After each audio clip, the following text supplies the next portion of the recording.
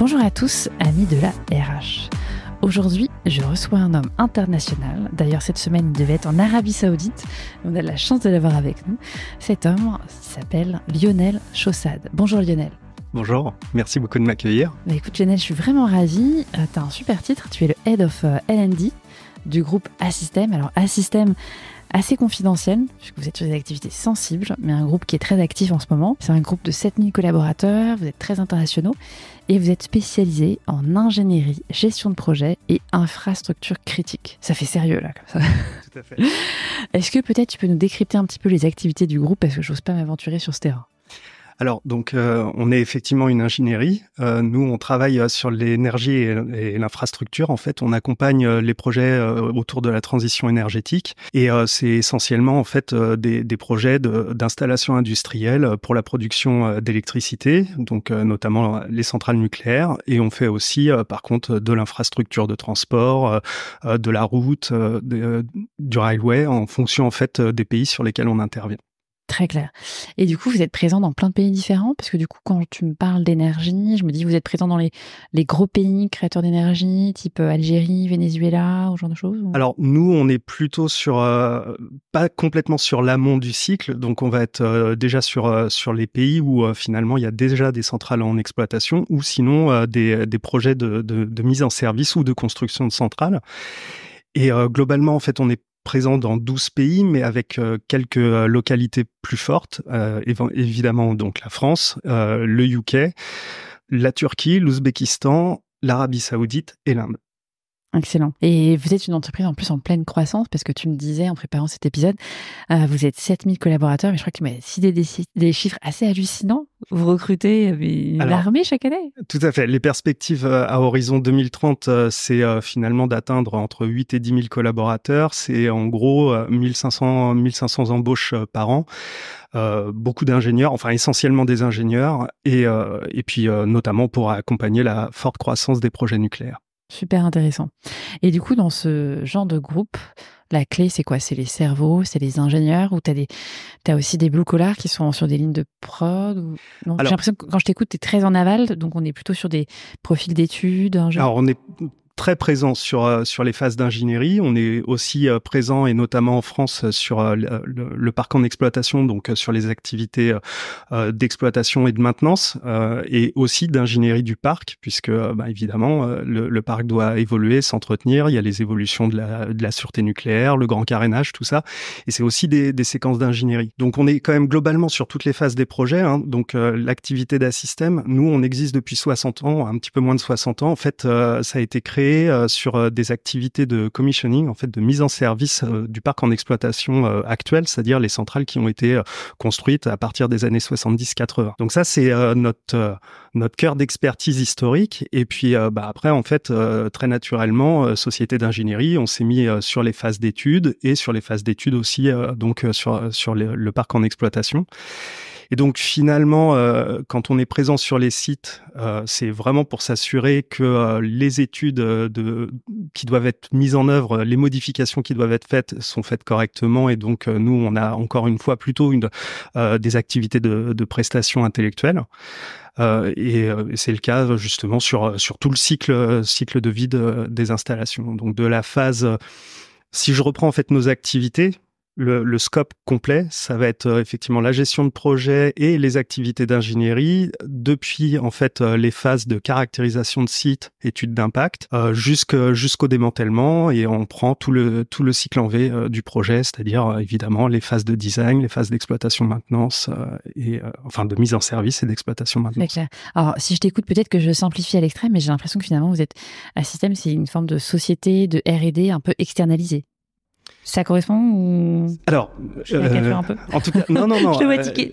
Non, c'est pas ça. Alors, on a une R&D très forte parce que, outre le fait qu'on est effectivement une ingénierie, on a aussi le développement de toute une ligne de services digital, et c'est du digital au service de l'ingénierie. Donc, en gros, c'est comment on digitalise les processus métiers dans les phases d'ingénierie, comment on digitalise aussi la gestion de projet, puisque les projets sont de plus en plus complexes, avec énormément d'intervenants, d'interfaces, de configurations à gérer. intégrés, de tout ça bien souvent dans des maquettes numériques. Donc, on a cette ligne de service digitale et là, effectivement, on a une grosse partie R&D. Mais par ailleurs, pour nos clients, en fait, soit on intervient pour eux pour produire des études sur des work packages complets, ou sinon, dans certains cas, on a aussi des maîtrises d'œuvre complètes, c'est-à-dire que là, on s'occupe véritablement de toute la phase de design et le suivi de la construction jusqu'à, encore une fois, la mise en service et l'exploitation. Très clair. Et du coup, quels sont vos pays les plus mûrs, les plus avancés et ceux qui sont au contraire au tout début de l'histoire? Alors, bon, déjà, historiquement, c'est évidemment la France. La France, déjà, parce que nous, on travaille en plus sur différents projets. On est sur toutes les phases d'ingénierie pour EPR, EPR2. On est évidemment présent sur le parc en exploitation. On est aussi présent sur le projet de fusion ITER à Cadarache. Donc ça, c'est des activités, encore une fois, hein, c'est quasiment 60 ans pour Assystem en France. Et puis après, dans les pays où on est, alors il y a des endroits où effectivement notre activité elle est vraiment naissante, et puis il y a d'autres endroits où ce sont des acquisitions qu'on a fait, et donc les acquisitions, ce sont des sociétés d'ingénierie maintenant qui ont rejoint le groupe Assystem, qui ont déjà de la maturité, ont déjà leur portfolio de clients et de projets qui sont très installés. Par exemple en Inde, on accompagne, enfin Assystem Stup et LNT maintenant accompagne complètement en fait les projets d'infrastructure qui sont portés au niveau du gouvernement pour les différentes villes et localisations où on est. Donc il y a cette maturité là qui est déjà installée sur beaucoup de nos acquisitions. Et puis, il y a d'autres endroits, je vais prendre par exemple le cas de l'Ouzbékistan, où là, c'est nous, on vient avec une activité dédiée sur un marché qui est très particulier, puisque l'idée, là, c'est d'accompagner en fait le pays pour redimensionner son réseau électrique, pour qu'il puisse être capable de mettre en œuvre en fait du renouvelable. Donc ça veut dire que le réseau doit être calibré d'une certaine manière puisque les énergies sont pas pilotables, et évidemment avec dans le futur aussi peut-être l'installation du nucléaire aussi là-bas. Et alors du coup, on parle beaucoup de nucléaire, nouvelle énergie. Finalement, moi je m'aperçois que il y a plein de boîtes qui sont en hyper croissance dans ce domaine. Ça explose. Assystem c'est vraiment c'est l'exemple typique. Et du coup, vous avez un parti pris. Vous dites ok, l'avenir c'est quoi? C'est le mix énergétique, c'est Oui, alors on a effectivement dans nos activités, enfin dans nos secteurs d'activité, on travaille aussi sur l'éolien ou sur le renouvelable, sur l'hydrogène évidemment. Ce sont des activités qui sont pas le cœur d'activité, mais on est présent là-dessus. Donc c'est bien l'idée d'un mix énergétique au service de la transition énergétique, ça c'est sûr. Sachant qu'il y a une grosse pression parce que c'était, je crois, l'Association internationale de l'énergie atomique, j'ai fait mon homework, qui avait fixé lors de la COP28 des gros objectifs qui étaient de se dire finalement, il y a des efforts mondiaux qui doivent être faits pour tripler la capacité nucléaire d'ici 2050. C'est ça. Ouais. Donc il faut aussi contribuer à cet effort de guerre et vous le faites? Bah oui, tout à fait. Justement, nos présences et la façon dont on décide de s'étendre à l'international, c'est justement pour être déjà présent au moment où les projets démarreront véritablement. Être au premier rang. Exactement. Et alors du coup, tu vois, depuis le début du podcast, on parle de stratégie. J'adore, ça me fait beaucoup plaisir. Je me dis, waouh, t'es VP Learning et en fait, t'es très proche de la strat, du business. Comment ça se fait? Est-ce que le learning, du coup, a un rôle dans la strat? C'est vraiment positionné à ce niveau? Oui, alors déjà c'est le sujet, il est traité directement. Enfin, c'est un des points clés de la stratégie du groupe. C'est discuté directement au niveau de l'Excom en fait. Donc de toute façon, oui, c'est ça. C'est un des piliers quand même de la stratégie de croissance du groupe. Parce qu'en fait, quand on est sur justement une telle complexité de projet avec une croissance, on va se retrouver, et aussi toute notre ligne de service qui est donc les services à l'ingénierie qui sont déjà très nombreux, plus ce qu'on fait en project management, ce qu'on rajoute aussi avec la brique digitale, en fait, ces lignes de service aussi, nous, on a des convictions sur la façon dont on doit mener, dont on doit délivrer les solutions à nos clients. Et donc, forcément, quand on intègre des nouvelles régions, des nouvelles entités qui peuvent compter 1000 ou 1500 personnes, il est important qu'on partage déjà au minimum le même ADN, c'est-à-dire que tout le monde sache bien qui on est est, c'est quoi travailler chez Assystem et qui est Assystem. Parce que vous rachetez des boîtes souvent. Là, il y a eu Keops que vous avez racheté il y a un aussi mois. En France. Ouais. Donc en plus, vous avez cet enjeu finalement culturel. C'est des acquisitions qu'on fait, tous les ans, on a des acquisitions. Ouais, tout à fait. Donc toi, tu dis le premier enjeu, c'est déjà partager un socle commun avec toute cette constellation de boîtes qui sont rachetées. Tout à fait. Donc le premier, un des éléments clés de la stratégie L&D, ce que je dois mettre en œuvre avec les équipes formation locales, c'est effectivement s'assurer qu'on partage cet ADN commun. Donc, ça passe aussi par des programmes assez classiques, des induction programmes pour expliquer qui on est, nos marchés, nos pitchs, notre offre de service, notre leadership model, donc ces aspects-là. Et puis, une fois qu'on partage ça, il est aussi très important qu'on puisse partager une culture technique commune. C'est-à-dire que quand on travaille sur des solutions, il faut qu'on s'assure que tout le groupe est aligné sur la façon dont on les met en œuvre pour justement s'assurer du delivery et de la qualité de ce qu'on fournit à nos clients. Donc, en fait, vraiment ce scope-là, c'est-à-dire les valeurs et l'ADN à partager en commun et aussi cette culture technique commune, sachant en plus, quand on fait des acquisitions, il y a aussi des expertises qu'on pouvait ne pas avoir initialement exactement au niveau du groupe. Je prends l'exemple des activités en Inde. Comme je le disais, ils sont très présents sur les infrastructures de transport, ce qui n'est pas notre activité cœur en France. Et donc là, pour le coup, on a beaucoup aussi à capitaliser sur l'expertise d'Assystem Stup ou Assystem L&T AIEL. IEL, désolé. Et faire en sorte qu'on puisse construire justement des parcours de formation en commun sur la base des expertises. Et pour ça, c'est aussi important et qu'on met. Alors, on met en œuvre la System Institute justement dans ce cadre-là. C'est-à-dire, c'est vraiment consolider ces approches techniques. Et alors justement, on va parler d'un peu des System Institute, parce que moi, c'est quelque chose qui me fascine. Donc, tu disais, le learning déjà est considéré, et plus que considéré, il est même positionné à un niveau stratégique. Moi, je trouve ça vraiment génial. Tu vois, il n'y a pas longtemps, il y avait un article du BCG qui disait les VP learning devraient être à la table du COMEX, et je trouvais ça canon, parce que c'est vrai que la formation, c'est un enjeu de transformation aussi. Et ensuite, tu me dis, voilà, vous êtes sur des activités extrêmement complexes, quoi. On parle de nucléaire. Comment est-ce que tu formes sur ces sujets? Est-ce que c'est des choses que tu internalises en te disant, OK, on a des experts en interne, j'ai la matière grise? Est-ce qu'il y a des sujets, au contraire, tu te dis, OK, là, j'ai personne en interne, ça arrive, et tu vas sourcer des experts d'autres boîtes, Enfin, je me dis, tu es quand même sur des sujets, bon, quand on parle de sûreté nucléaire, on n'a pas le droit à l'erreur, tu fais comment? Alors, déjà, si on reprend un petit peu la genèse de la System Institute, il a été mis en œuvre, les premiers gros parcours de formation, ils ont été mis en œuvre en 2008.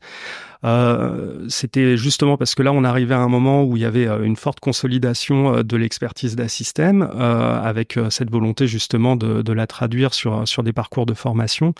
Et puis accessoirement aussi, enfin pas accessoirement, mais pour remettre un élément de contexte, c'était pas l'unique driver, mais ça a été un élément clé.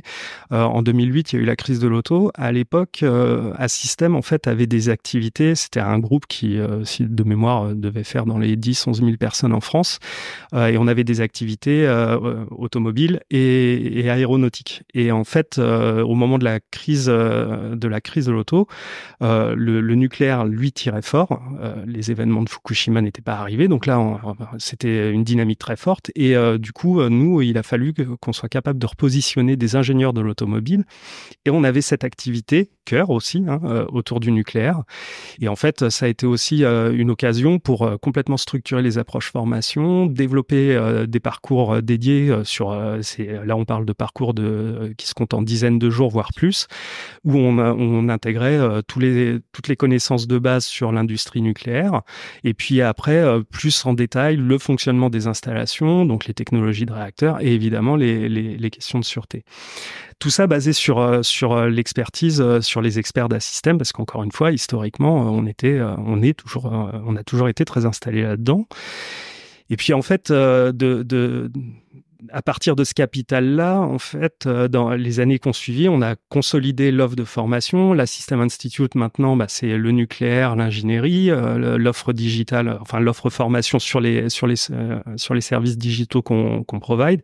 Puis on a intégré aussi maintenant le management, le project management et le sales, tout ça dans ce même cadre. Globalement, sur nos cœurs notre cœur expertise, et je prends notamment les filières techniques et project management, là on est sur de la formation interne, développée en interne. Et puis après, sur les autres filières, là on peut, en fait c'est des logiques de parcours qu'on structure, donc ça c'est là où on se retrouve sur du bespoke à système, mais par contre on est amené à travailler avec des prestataires, avec des partenaires sur les sujets. Et comment tu fais, parce que du coup, je comprends, donc sur tous tes sujets sensibles où il y a une expertise interne, tu capitalises dessus. Et l'Institut, j'imagine, a vocation à d'abord former l'interne. Mais tu vois, on parlait tout à l'heure des objectifs qui sont fixés par la COP28, de tes plans de recrutement qui sont quand même dantesques. Il y a un moment, il faut aussi faire émerger des talents qui sont peut-être à l'externe, et il faut peut-être aussi les former. Est-ce qu'en France, on forme au nucléaire? Est-ce que tes formations peuvent permettre de, je sais pas, former des demandeurs d'emploi, je sais pas, restaurateurs et les reconvertir? Enfin, comment tu fais, du coup, pour toi, que la formation soit aussi un vecteur d'attraction de potentiels talents? Ouais, ça c'est une très bonne question.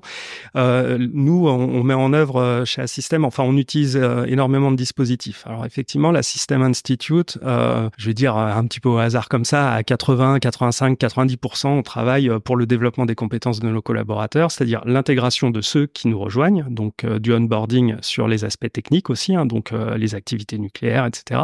Et puis évidemment le plan de formation en tant que tel, le plan de développement des compétences, au sens du droit de la formation pour nos collaborateurs présents. Donc là, on parle déjà on a on a 1500, entre 1500 et 1800 collaborateurs qui tous les ans sont formés dans le cadre de la System Institute par nos experts. Et puis évidemment, il y a quand même le fait, si on se met même, alors je vais rester à l'échelle de la filière nucléaire, mais la branche ingénierie est tout aussi concernée.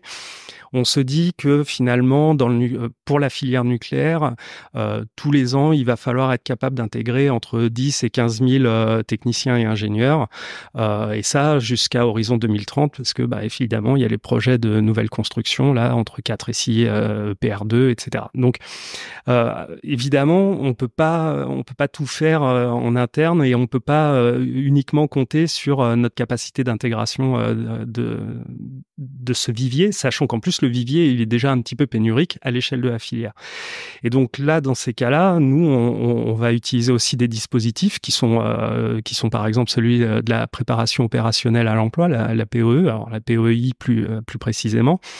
Et là, nous on a notamment signé un partenariat avec le Pôle emploi pour justement avec aussi des centres de formation externes pour faire en sorte que sur des personnes en recherche d'emploi ou en reconversion, on puisse les nucléariser entre guillemets, et donc amener un parcours de formation cofinancé avec le Pôle emploi. Et là, l'idée c'est effectivement d'avoir des promos complètes de gens qui vont être formés avant d'intégrer un système, et puis après nous on rajoutera une surcouche. Et sur le cas de la POEI par exemple, les promos qu'on a mis en œuvre notamment autour des métiers de la sûreté nucléaire, ou les chargés d'affaires, ou de ce type de métier, en fait c'est des parcours de formation qui font un peu plus de 400 heures.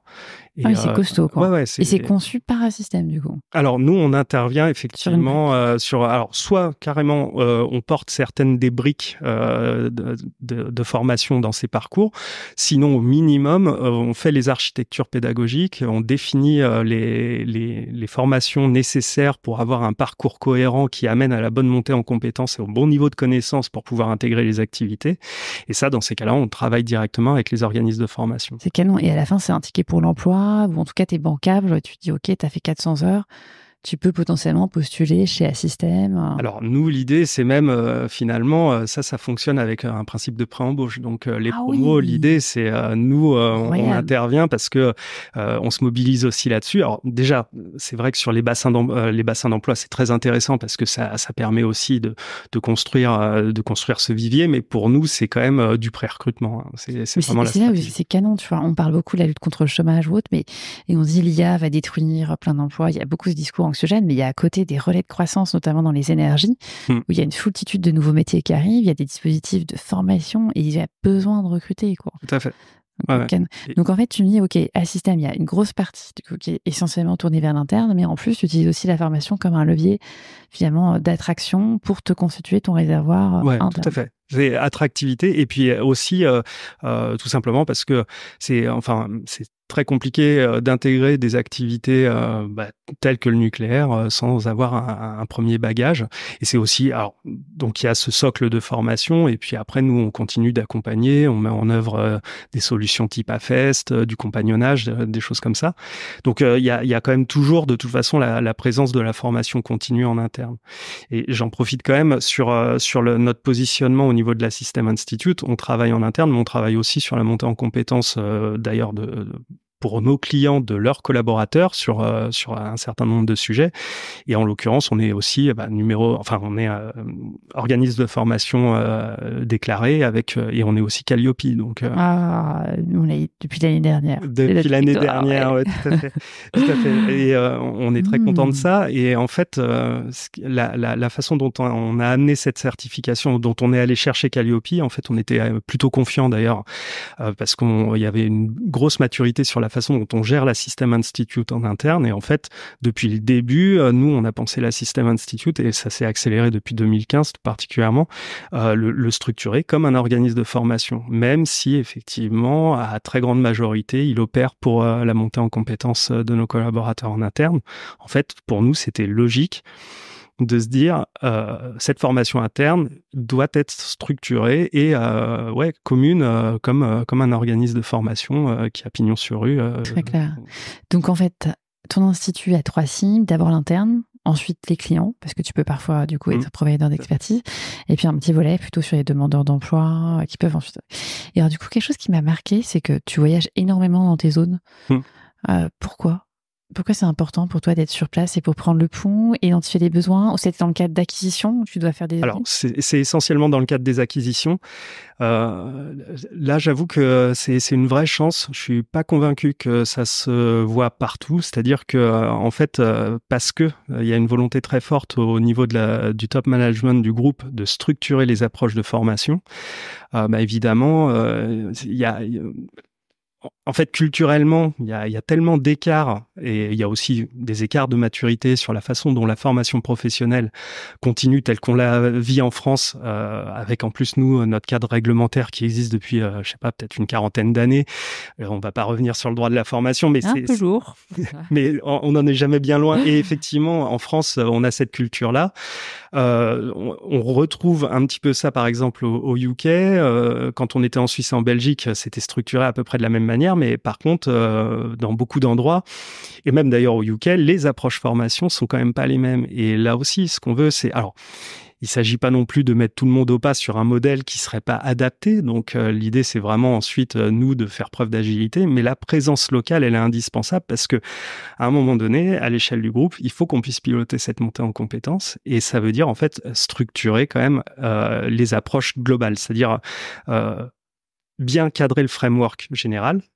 Et ensuite, dans ce framework, laisser effectivement la liberté de s'organiser en fonction des contextes, qu'ils soient législatifs ou sinon culturels. Et donc, ma présence, moi, à l'international, là, on est vraiment sur la phase de construction parce que en fait, on accélère vraiment cette structuration depuis 1 an et demi, 2 ans. Et donc c'est important parce que l'idée c'est en fait alors là pour le coup c'est assez trivial c'est mettre en œuvre des process communs, donc les process RH associés à la formation, donc ça passe par les logiques d'entretien annuel, comment on fait l'identification des training needs.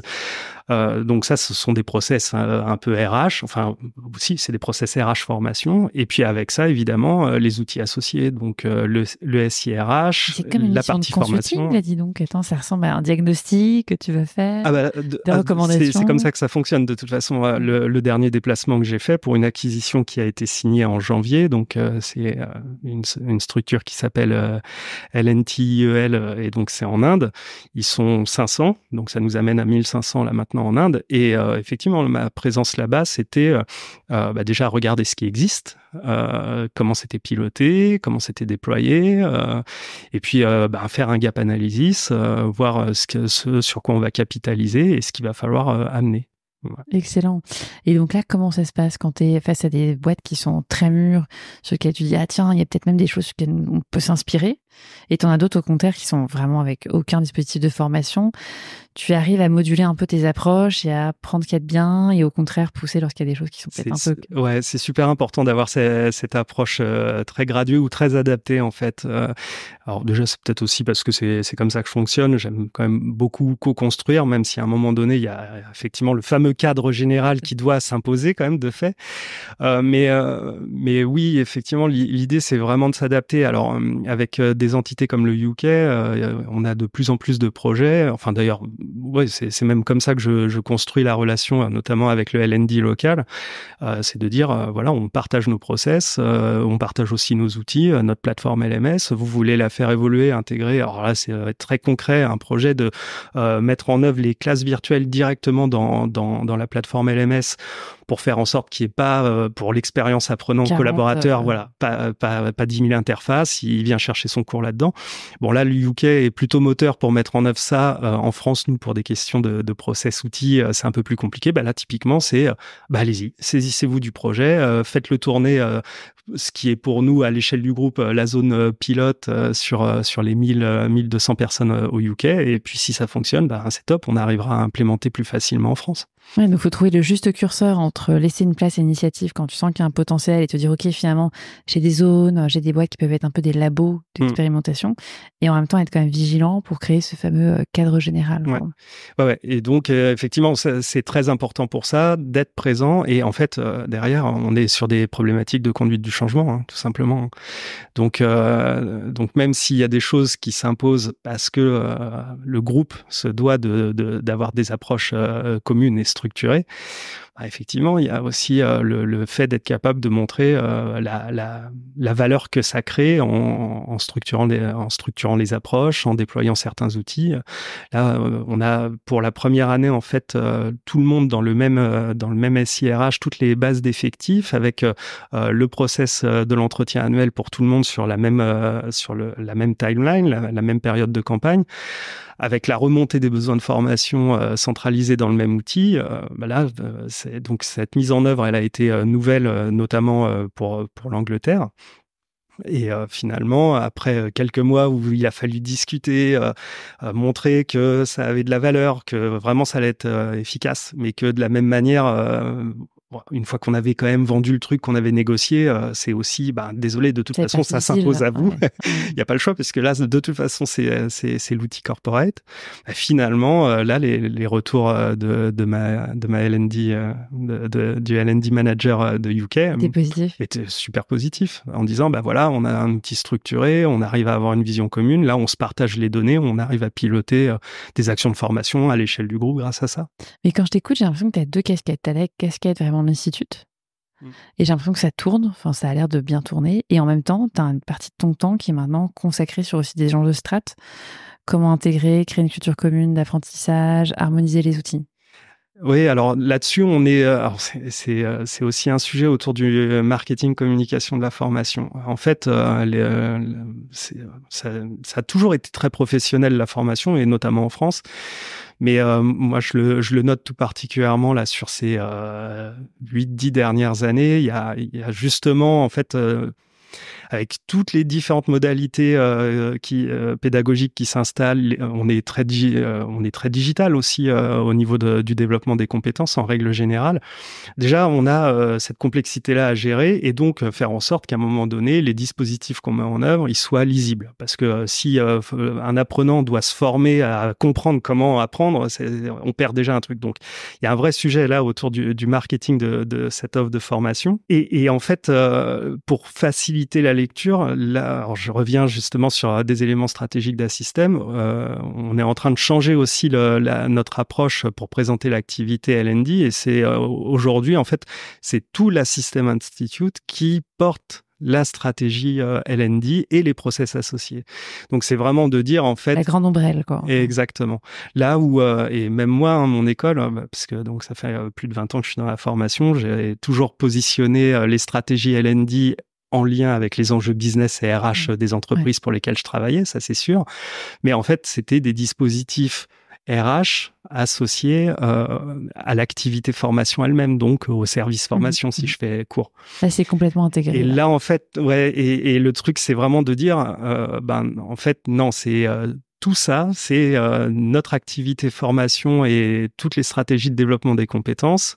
C'est la System Institute. Et après, effectivement, on a des gens pour mettre en œuvre, des process, des outils. Et c'est très intéressant aussi parce que j'ai l'impression, enfin, moi, en tout cas, c'est la façon dont je vois les choses. Ça permet aussi d'énormément professionnaliser, ou en tout cas, alors, c'est un peu tarte à la crème, mais vraiment de se positionner en business partner. Complètement, et créer une vraie marque forte autour de ton institut. Alors, une marque forte, et puis effectivement, ça nous permet aussi, tu disais, il y a côté L&D, on a une bonne connaissance de la stratégie du groupe. Oui, en fait, c'est justement pour moi essentiel parce que si on veut que nos actions créent de la valeur, il faut qu'elles soient directement alignées à notre client interne, qui est avant tout justement la stratégie du groupe.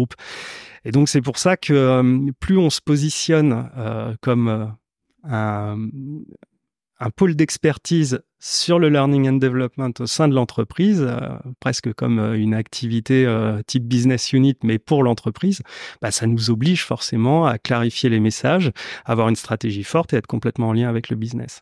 Et ça cascade aussi du coup sur les métiers, c'est-à-dire que les responsables formation, les chargés de formation, nos training designers en fait travaillent directement avec toute la ligne managériale pour, à partir des enjeux business et opérationnels, vraiment délivrer une offre de formation qui va répondre à des besoins très concrets.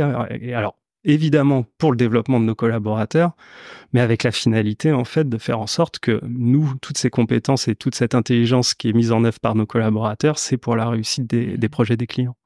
Très clair. Et Lionel, du coup, tu disais tout à l'heure, ça fait 20 ans maintenant que tu es dans l'univers. Un peu plus. C'était quelque chose, tu as toujours senti que tu as eu la fibre learning? C'était quelque chose que tu avais chevillé au corps, ou c'était un peu le fait du hasard que tu t'es retrouvé dans cet univers? Je suis arrivé dedans franchement par hasard, en fait.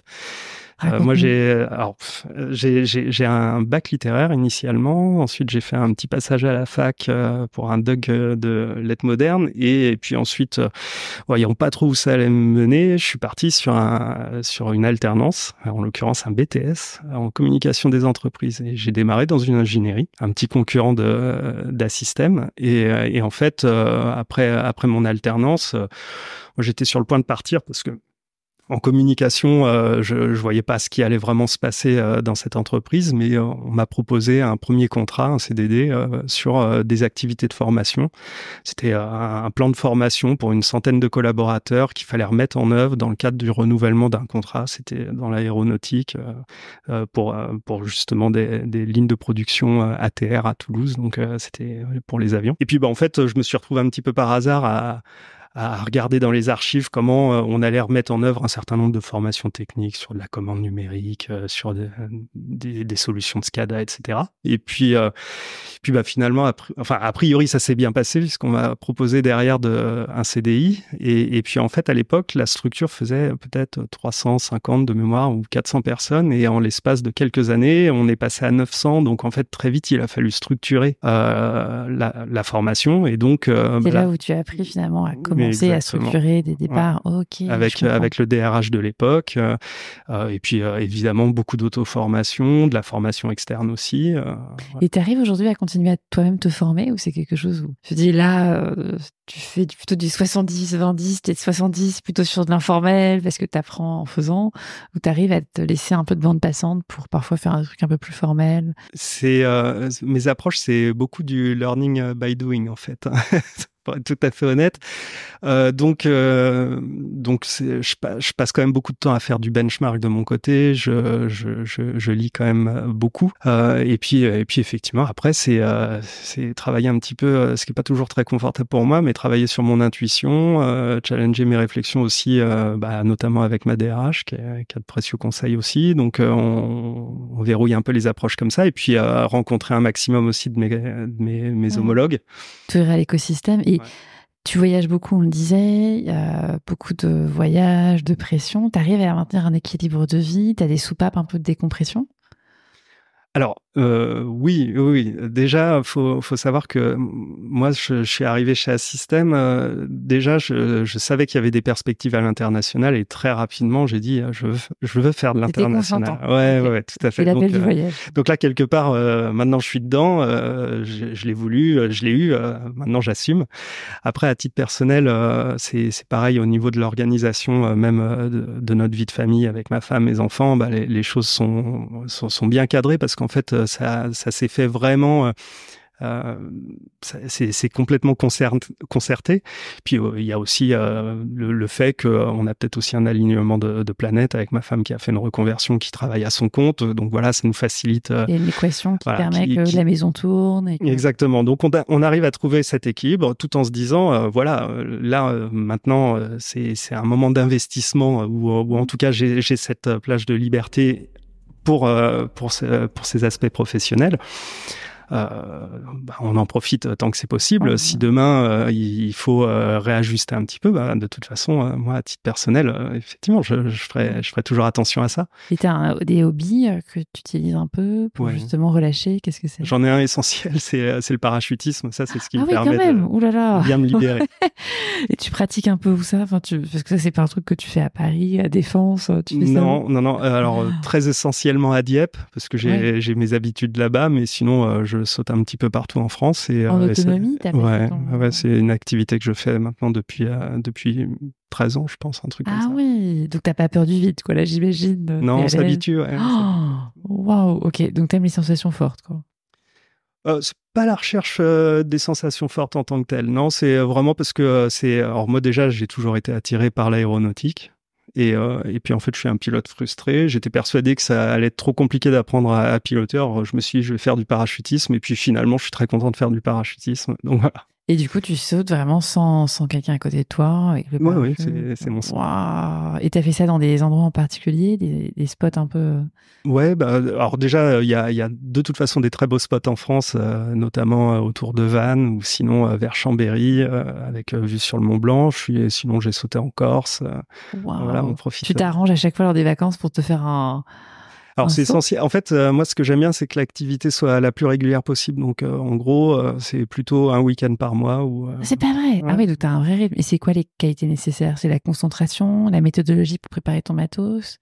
Bon, il y a un petit peu de tout. En fait, moi, ce qui me plaît, c'est ça nécessite quand même un certain niveau de responsabilité pour soi et puis pour tous les gens avec qui on saute, l'aéronef, enfin bref, tout l'environnement. Donc, c'est très responsabilisant.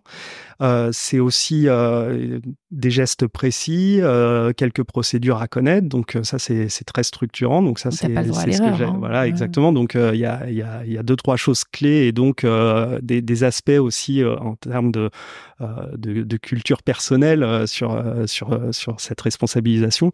Et puis après, une fois que ce cadre-là, il est bien intégré, en fait, c'est surtout que c'est une activité on s'éclate, quoi. Ouais, c'est grisant. La chute dure quelques secondes, en plus. C'est quoi? Oui, mais en fait, on s'aperçoit que, en fait, on s'habitue à tout et finalement, une minute de chute, si je t'invite à compter une minute là, tu vas trouver le temps long. Donc, si tu fais un saut qui te satisfait pas, tu peux t'ennuyer en l'air. Hein. Donc, j'ai jamais osé. C'est une question d'habitude en fait, et on s'habitue à tout.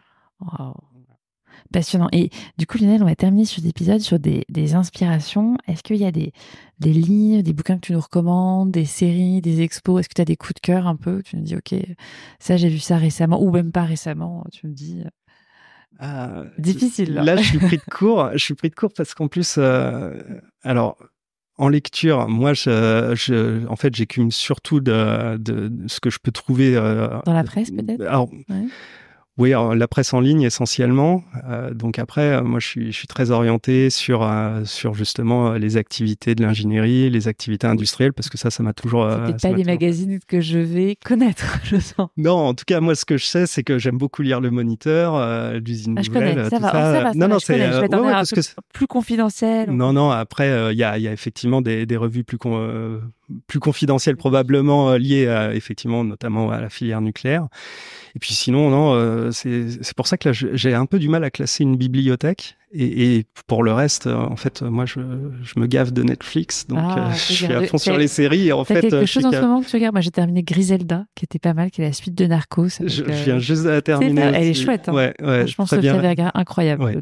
J'ai trouvé ça très bien réalisé également. Ouais. Et je viens tout juste de la terminer, là, il y a 2 semaines. La semaine dernière. Très bonne reco pour nos auditeurs. Ouais, tout à fait. Là, je suis en train de découvrir My Crazy Ex ou un truc comme ça. Ah, ouais, j'ai pas vu. Et j'étais un petit peu sceptique au démarrage, et puis finalement, c'est bien emmené, il y a du rythme, les dialogues sont sympas. Donc, bon, je retiens ta reco.